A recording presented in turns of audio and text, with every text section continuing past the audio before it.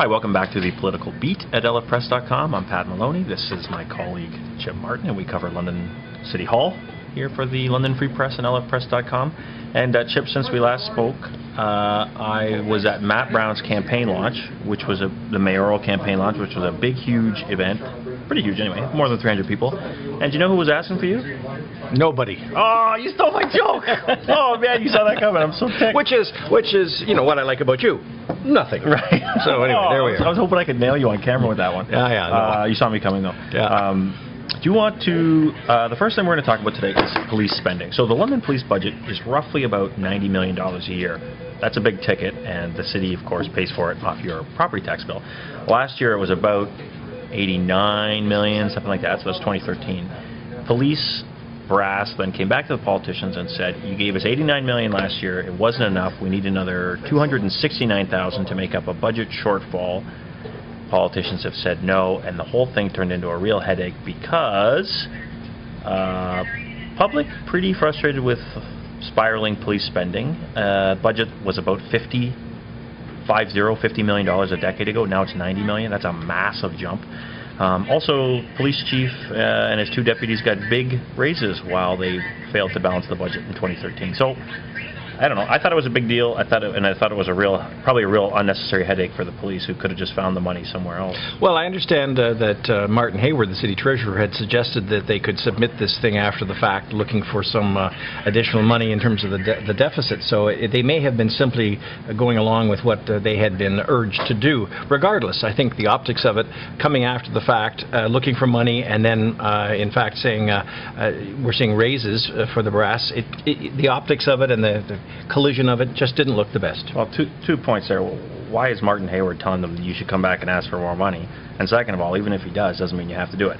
The debate, so a committee said basically, heck no. This was 4-1 this week, the vote. Judy Bryant was the one person on the committee who said, yes, we should give it to them. She's also on the Police Services Board. She's one of 2 council appointees on that board that oversees the force and its spending. But Judy made some comments I was really... I guess I was uncomfortable with. She said the police budget was cut. We cut the police budget in 2013, which is something I've heard other police brass say, which is totally untrue. What happened was the police wanted an increase of X. Council reduced the increase, but it still went up by something like $2 million in 2013. So that doesn't sound like a cut to me at all. No, it doesn't. And there was another comment to, the police chief and the deputies took pay freezes, which I guess they took in 2011 and 2012, but then they got pretty big ones in 2013. So is that really a pay freeze if you don't get paid and you don't get a raise in 2 years, but then you get a big raise in the 3rd year? I don't know. Another comment. I've never been good at understanding numbers, and this doesn't help my comprehension at all. And I just think there's a certain, it's difficult. That's a really good point, because it's hard enough for the public to really understand how these things kind of work and what the numbers are. And then when you have people saying, "Oh, they cut our budget," that's misleading, and it also hurts the public's understanding of what's going on. I think if we all kept it simple, stupid, to its basics, and make sure that the information that we are provided and that we are able to fact check, that we give the public the best information we can. So it's a challenge on the police budget. It's been a huge challenge. But and it's complicated. It's hard to do that. But so they're not getting the $250,000. It sounds like full council vote on it next week. Do you agree with that decision? I think I do. You have to live within your means. It's never been done before. As Harold Usher pointed out, no other outside board or commission has done that. Come back after the fact and looked for additional funds because of a deficit situation. So there's a precedent aspect to that that's a little concerning as well, Pat. Yeah, and I wondered if we crossed a bit of a threshold here, because it seemed like the public feedback, at least what I got from emails and what I saw in comments on our website, people were just, forget it. You're coming back for more money. And I years ago, when I had a column, I used to give the police chief a rough time, Fantino at the time, Julian Fantino. Oh, your good buddy. My good buddy. Because quite frankly, the raises, the amounts of the increase of the police budget kept going up and up and up and up, and the crime rates kept going down and down and down and down. And to this day, I still don't understand why those things cannot be connected somehow. They talk about policing getting more confusing these days. They talk about longer investigations. They talk about proactive policing and all that sort of stuff, but it just seems to be out of whack, Pat. And lest you ever doubt the impact a newspaper columnist has on the community, since you wrote those columns, the police budget has nearly doubled in London. So good job, Chip. I think you really Thank you very much. Yes, I was very effective. Now, you did have a great story last Saturday on the front of the Free Press about Fincor, which is a development firm with, I would say, very friendly terms with the mayor. Their big project on the land that's now home to the old South Street Hospital. No, just to the west of it. Just to the west of it, rather. But in that area, big announcement by the mayor a few years ago at a State of the City address. Walk us through what was sort of promised and what the reality looks like now. Fincor indicated, and this was released at the Mayor's Breakfast, that this was going to be a $300 million wellness center and anti-aging complex. It was going to have 2 high-rise towers. It was on the banks of the Thames River, immediately east of Wellington Street and west of the Victoria Hospital lands. This was going to be a significant development. People wondered about Fincor, what their track record was, who they were. We found out that they had a nursing home in Lucan they had built, about $10 million more or less, but that was the extent of their other projects out there. In looking into it, I discovered that in fact they've started one in Dorchester, although nothing's happened there, but the paperwork's been done, and that doesn't seem to be happening. The concern is that we're wondering if in fact this thing's going to proceed. Fontana's not talking about it. Fincor principals are not talking about it.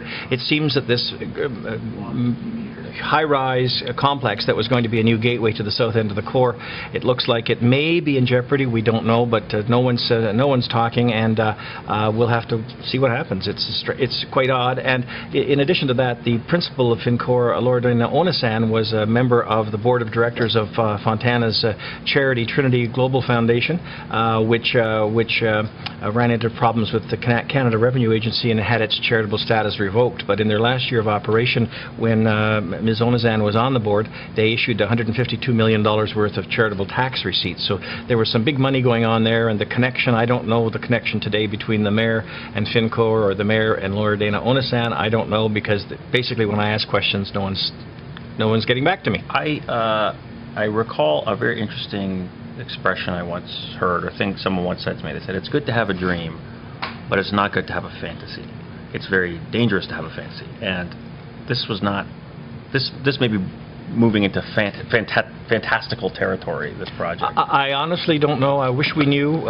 Maybe we'll know more in the fullness of time, but it doesn't look very promising at this point. And I know the mayor, who has hitched his wagon to a number of projects around town trying to create jobs and excitement and sizzle. This is one of the ones he hitched his wagon to, right. And it seems to be that his dream is not going to be realized, at least in the near future. And I guess if you're running for re-election, which he has said he will, you need a few things to hang your hat on, right? Sure. That's what I did, and sure. that would have been, or sure. could have been one. Sure. Yeah. Okay, so we'll definitely be following that, of course.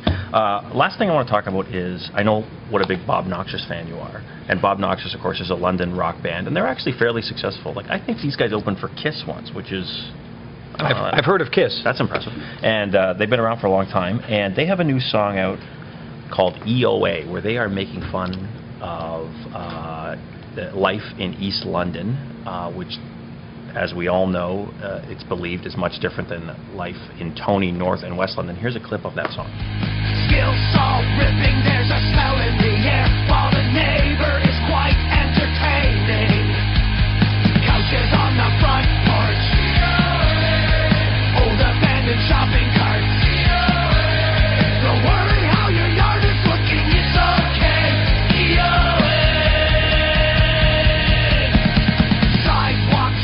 Pretty catchy song. Also really ticked off a lot of people in the East End. Bob Reed, who is the singer-songwriter in Bob Noxious, lives in the East End, and he said, I'm not reinventing the wheel here, I'm just telling people what I see. I wonder, I think it's a funny song, and I kind of like that it's somebody doing something about London, a song about London, but kind of deepens that Adelaide divide. Would you agree?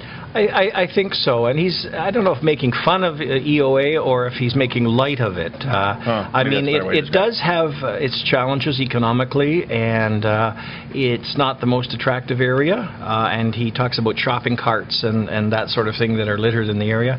I don't know if I'd want to be a property owner there and be listening to this song and worrying about my property values going down. I think that would be a concern. However, know, everyone has to lighten up a little bit. And the guy lives there. He talked about it's what he sees outside his window. He's a songwriter and a singer. I think this will pass. But would you agree with this? That every city has its distinct areas, but London seems like it's more distinct. That divide between the East End and the North and the West End is more pronounced than it is in other cities. Maybe I'm wrong about that. I don't know. There's always a wrong side of the tracks in every city, and generally speaking, it tends to be on the east and southeast sides of cities, because generally speaking, that's where, in many major municipalities, that's where the industrial areas are. That's not necessarily the best smelling part of the city in the industrial area. Yeah. It's a tough road, but people live there, are hardworking, honest people, and they care passionately about where they live and where they come from, and I think we shouldn't be too hard on them and give them a rough time. I mean, if I lived there, I'd be furious about the song, but I don't. Interestingly, Councillor Orser, he lives there, doesn't he? Indeed, he does. But he lives actually just a couple of doors east of Adelaide. But okay, he likes it. He likes the song. Why does the councillor for that area like that song? It's a good question. I don't know. Interesting. That's one of many questions we should have for councillors. We should bring him on sometime, maybe next week. Guest, a cameo? Yeah, cameo. Anyway, thanks for watching, and we will see you next time at lfpress.com.